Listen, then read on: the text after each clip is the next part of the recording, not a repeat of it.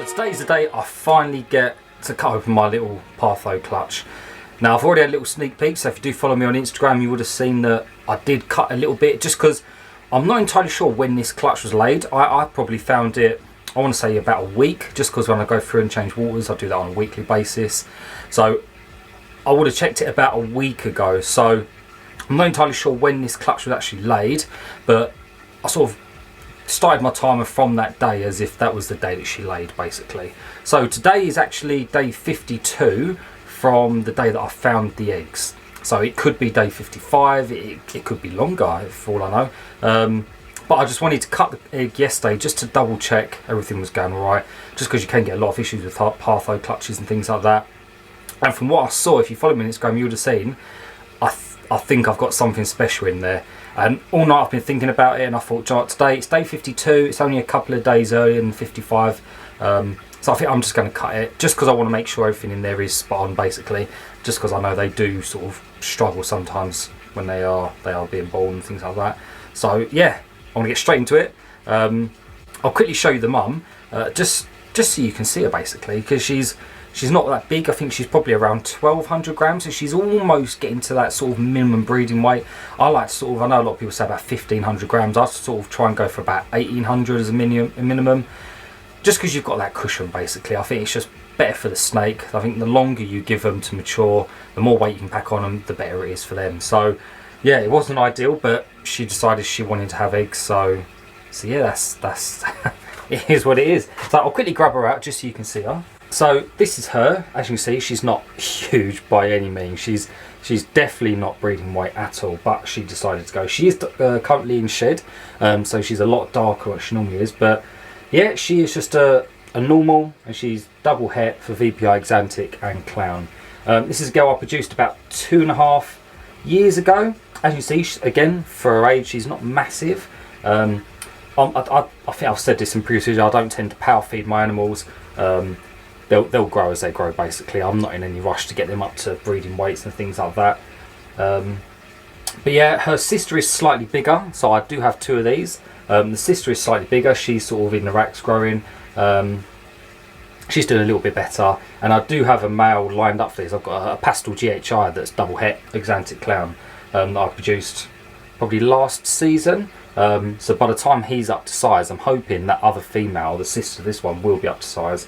And depending on the weight of this girl, because again it's probably not going to be till way into next year anyway, if this girl is back up to a decent weight, almost that breeding weight, then I might chuck him in with her as well, just as a backup, you know. Yeah, I'm dying to get into this egg cutting. I'm absolutely dying to see what is in there, because I think I know what it is. I want to say I'm 95% sure, but I could have been wrong. I could be completely wrong, and the snake just hasn't coloured up yet, so there's a little hint. But yeah, I'm going to get straight into it. I'm going to get all the camera set up. I'll tell you what, I'll show you her sister quick as well. So this is her sister. As you can see, she's a lot chunkier, a little bit bigger. Again, she's probably, I want to say she's pushing about 1300 grams at the minute. So again, she's not huge.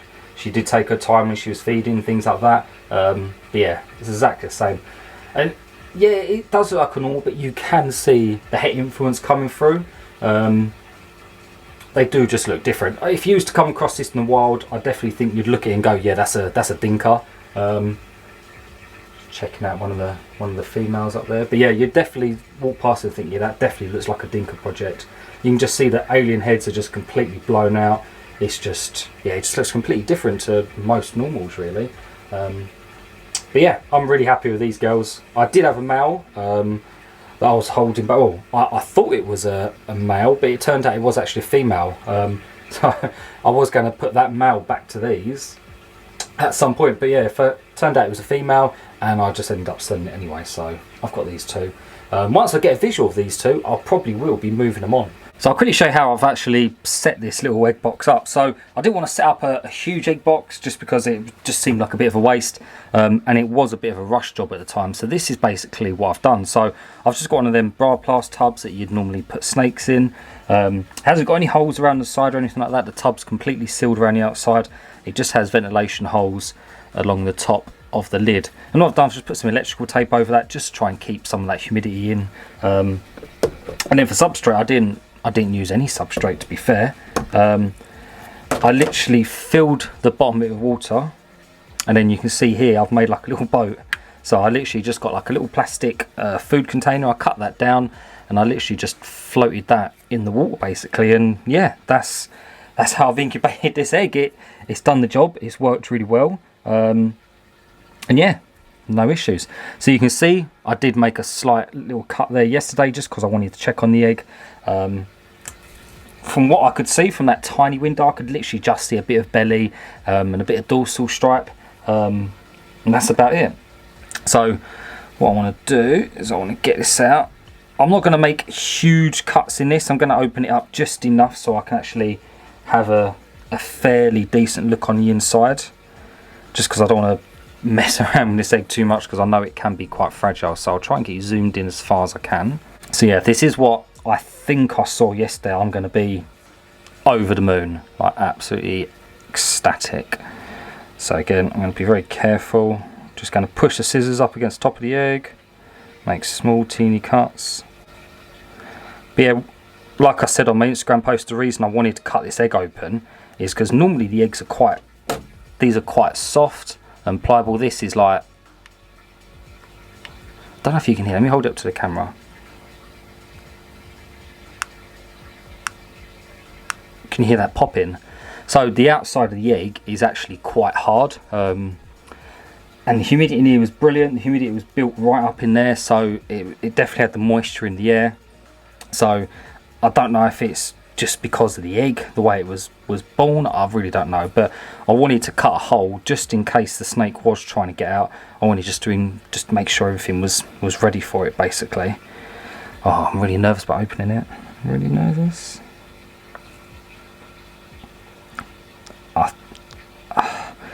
Again, I've not hatched Exantic before, so I don't really know exactly what I'm looking at when it comes to Exantic snakes. I don't know if they colour up as they come out. I reckon that's what would happen, but to me, I don't know. Would you say that's Exantic and it's just not coloured up yet? It's definitely clown. I can see the veins are starting to peel away from the top as well, which is a good sign. And I think that, from what I can see, I think that's the tail end of it. Yeah, that's the tail end that's curled up. For a minute it had me worried. I thought it was a kink. And again, just because I can see this one part of the snake doesn't mean everything else is perfect. I know Partho clutches can have a lot of issues, so I'm not getting my hopes up. That's it, perfect. I don't know if you can see, you're not going to be able to see, but just, ooh, where am I? No, it's not, you're not probably going to see it, but where my thumb is, just above it, I can see where the umbilical cord goes into the belly, and it does look like it's okay from what I can see. I mean, the tail does look a bit weird, and I don't want to mess with it too much. That's the issue. But if this was any other snake, I'd be doing exactly the same.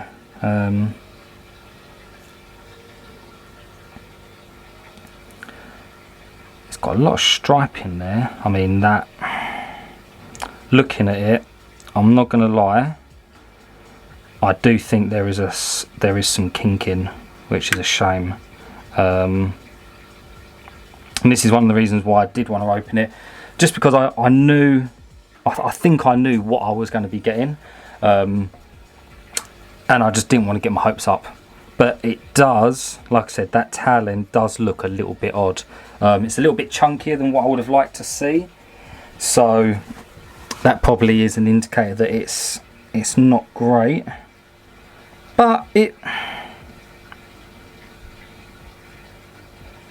yeah, I can feel it. So yeah, there is a kink right there down by the tail. So this bit right here, that is a kink. So it's not looking good, to be fair. Now that I'm getting more into it, Yeah, I think there is quite a bit of kinking on this, which is absolutely gutting. I'm looking a little bit higher up, sort of towards this area, and there does seem like there is a bit of a fold.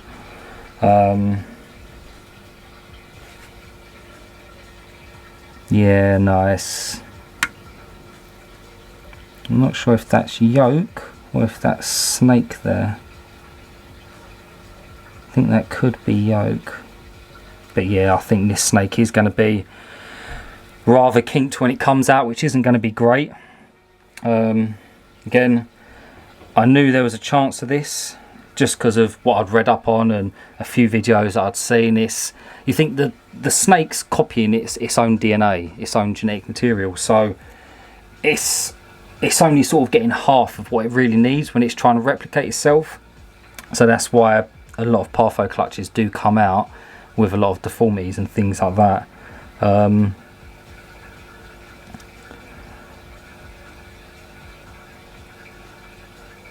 And it really is a shame, because I really do think that's an Exantic clown.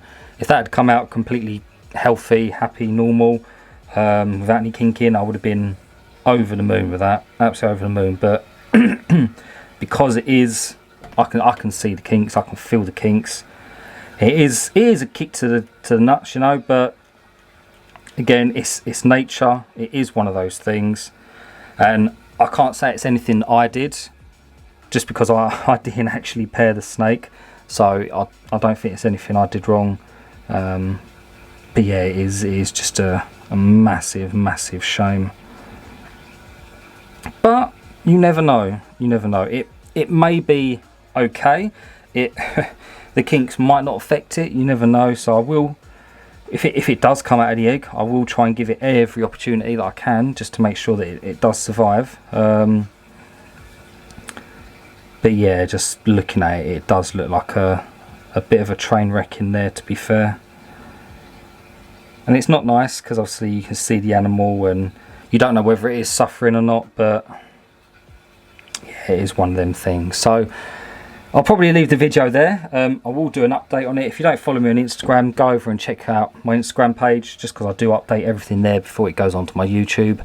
But yeah, that is a shame. But we'll see what happens. We'll see how it comes out. And then I'll sort of look at the next steps of what we're going to do with it. But other than that, thank you for watching. I really do appreciate it. And I'll see you in the next one.